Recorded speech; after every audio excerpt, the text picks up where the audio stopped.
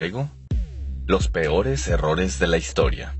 La campaña de las 4 plagas. Esta fue una de las primeras acciones tomadas durante el llamado Gran Salto Adelante de China durante 1958 hasta 1962. Las 4 plagas a eliminar eran ratas, moscas, mosquitos y gorriones. Fue iniciada como una campaña de higiene por Mao Zedong, quien identificó la necesidad de exterminar a las especies mencionadas. Los gorriones, principalmente los gorriones molineros o Passer montanus, fueron incluidos en la lista porque comen granos, despojando al pueblo de los frutos de su trabajo. Las masas de China fueron movilizadas para erradicar las aves, golpeando ollas y cazuelas o tambores, espantándolas y evitando que aterrizaran, forzándolas a volar hasta que exhaustas cayeran del cielo. Los nidos fueron destruidos, los huevos rotos y mataron a las crías.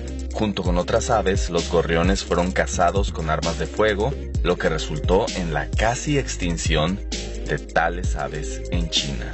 En abril de 1960, los líderes chinos se dieron cuenta de que los gorriones comían grandes cantidades de insectos, aparte de los granos y semillas, por lo que en lugar de incrementar, el rendimiento de las cosechas de arroz cayó sustancialmente. Mao ordenó el fin de la campaña contra los gorriones, y los cuales fueron reemplazados en la lista negra de las 4 plagas por las chinches o chinches de cama. Para entonces, sin embargo, ya era muy tarde. Sin gorriones, las poblaciones de langostas se inflaron, pululando por todo el país y combinándose con los problemas ecológicos ya causados por el Gran Salto Adelante, que incluyen la tala indiscriminada y el mal uso de venenos e insecticidas. Al desequilibrio ecológico se le atribuye que la gran hambruna china se exacerbara, en la cual por lo menos murieron de hambre 20 millones de personas. El vuelo 143 de Air Canada. El 23 de julio de 1983, el vuelo 143 de Air Canada, un Boeing 767-233, se quedó sin combustible a una altitud de 12.500 metros, casi a media distancia de su vuelo desde Montreal a Edmonton, Canadá. La tripulación fue capaz de planear el avión a un aterrizaje de emergencia en el Gimli Industrial Park Airport, una antigua base de la Fuerza Aérea de Canadá en Gimli, Manitoba. La investigación posterior reveló que la carga de combustible se calculó mal, dado que no existía una formación adecuada en los sistemas métricos decimales recientemente adoptados, tras sustituir al sistema imperial. Además, fallas en los procedimientos de la compañía y una cadena de pequeños errores humanos. Para que te des una idea, si necesitaban ponerle 10 galones de combustible para que el avión llegara a su destino, ellos solo le suministraron 10 litros. Afortunadamente, nadie salió herido. Matar al árbol más antiguo. Prometeo fue el árbol más longevo del que se tenga registro. Era una especie de pino que se encontraba en las montañas de Nevada, Estados Unidos. El árbol tenía por lo menos 4.862 años de edad y posiblemente más de 5.000. Donald R. Curry estaba estudiando dinámica climática.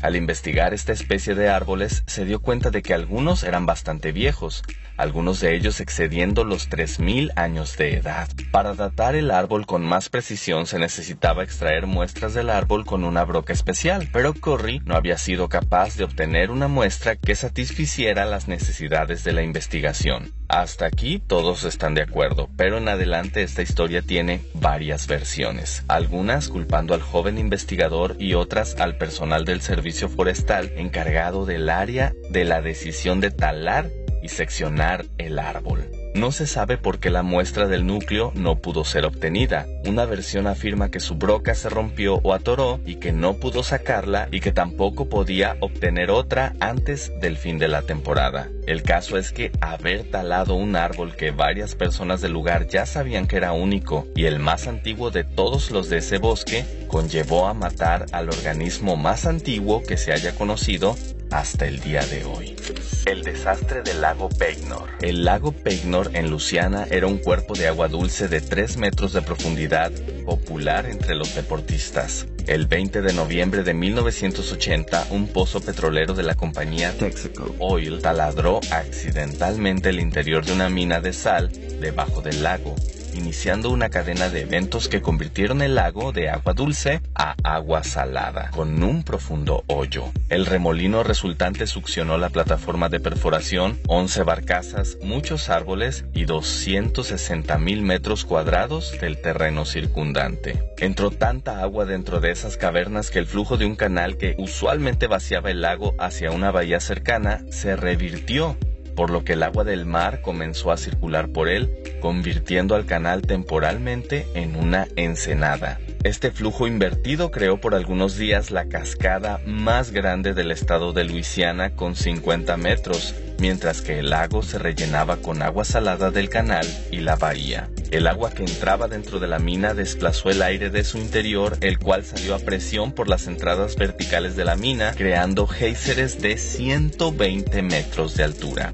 Aun cuando no hubo heridos ni vidas humanas perdidas, 3 perros fueron reportados muertos. Todos los 55 trabajadores de la mina al momento del accidente pudieron escapar.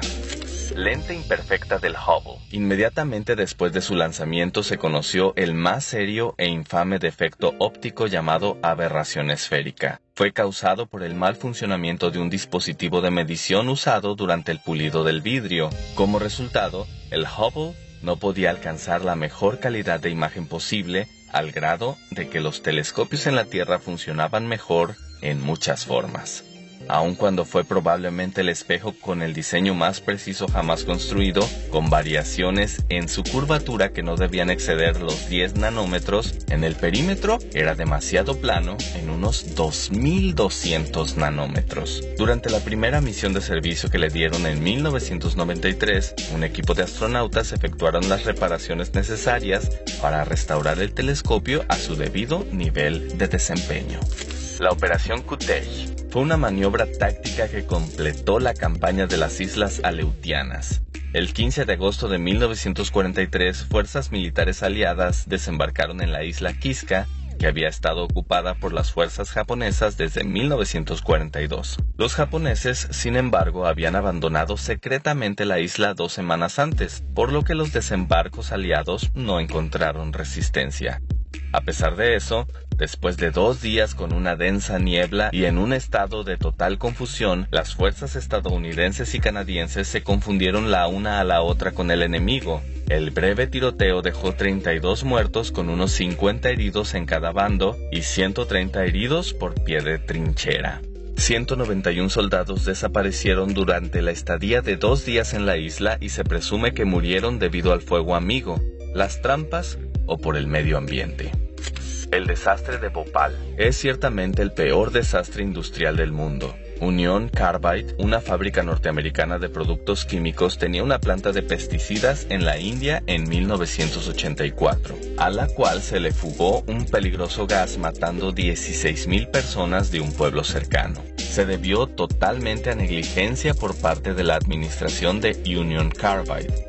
El primer problema fue el nivel de llenado de los tanques de isocianato de metilo, uno de los ingredientes para la fabricación de los pesticidas. El isocianato de metilo es altamente reactivo con agua y si cualquier humedad entra en contacto con él, esta reacciona vaporizando al químico. A fin de reducir el riesgo de falla catastrófica de los sistemas de contención, los tanques solo deben ser llenados a la mitad para prevenir exceso en la presión.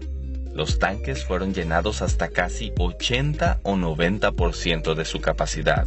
Además, una placa que se supone debería estar en su lugar de manera permanente para prevenir riesgos con el agua había sido quitada. La planta había desviado algunas tuberías para incrementar la eficiencia en la producción a costa de la seguridad, pero uno de los tubos se obstruyó. El tubo estaba conectado con los tanques de isocianato de metilo y puesto que la placa no estaba en su lugar, el agua pudo regresar al tanque y reaccionó con el mencionado químico. El mantenimiento de la planta había sido pasado por alto casi por completo durante años.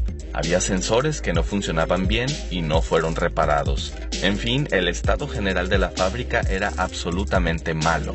La administración de Union Carbide estaba al tanto del deficiente mantenimiento, pero no quería gastar dinero en las reparaciones necesarias, porque simplemente la planta todavía producía químicos y les proporcionaba ingresos. La combinación de todos estos factores causó el desastre. Cuando los ingenieros trataron de contener la fuga, los sistemas fallaron.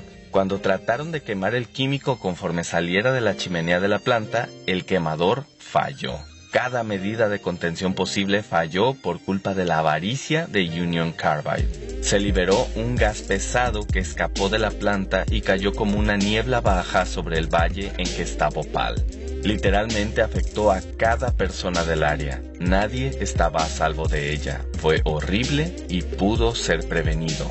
Nadie sabe con seguridad cuántas personas murieron, pero las estimaciones fluctúan entre los 4,000 y 16,000, dependiendo a quién le creas, con 500,000 heridos. Se cree que los mantos acuíferos del lugar aún están contaminados con químicos y mucha de la gente que vive en el área cercana aún está bebiendo esa agua.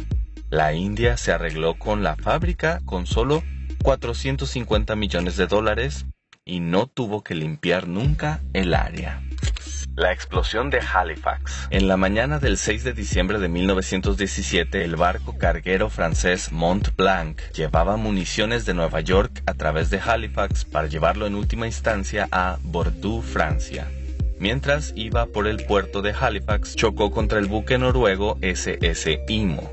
El Imo estaba viajando por la bahía a una alta velocidad, habiéndose retrasado, e intentaba recuperarse. No obstante los repetidos intentos de advertir al Imo que bajara la velocidad, el capitán no hizo caso y continuó a altas velocidades. En ese punto, ambos barcos estaban al tanto de la posible colisión y ambos apagaron sus motores para prevenir daño significativo. Una parada forzosa no fue realizada por el Mont Blanc por miedo a que al hacerlo explotaran las municiones que transportaba. Eventualmente los dos barcos fueron conducidos de tal modo que quedaron paralelos. El Mont Blanc evadió la proa del Imo evitando una colisión.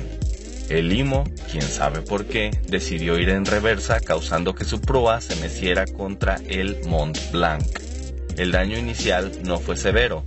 El problema fue que barriles de benzol se volcaron y se comenzaron a derramar. Mientras el Imo reiniciaba sus motores, encendió chispas, lo que prendió los vapores de benzol. La explosión resultante liberó una energía equivalente a 2.9 kilotones de TNT. En ese tiempo, la más grande explosión hecha por humanos hasta el desarrollo de las armas nucleares.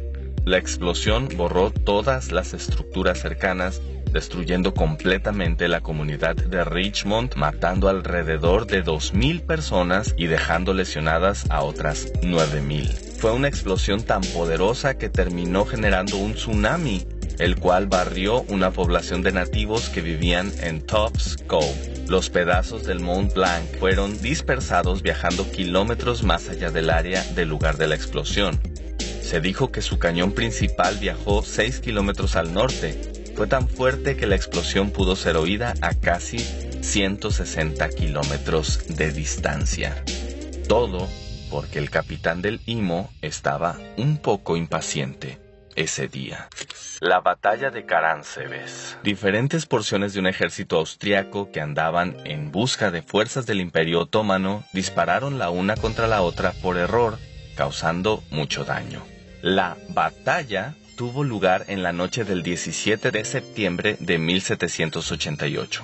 El ejército de Austria, aproximadamente 100,000 hombres, estableció su campamento cerca del pueblo de Caránsebes, hoy Caránsebes, en la moderna Rumania. La vanguardia del ejército, un contingente de húsares o caballería, cruzó el río Timis buscando algún signo de los otomanos turcos.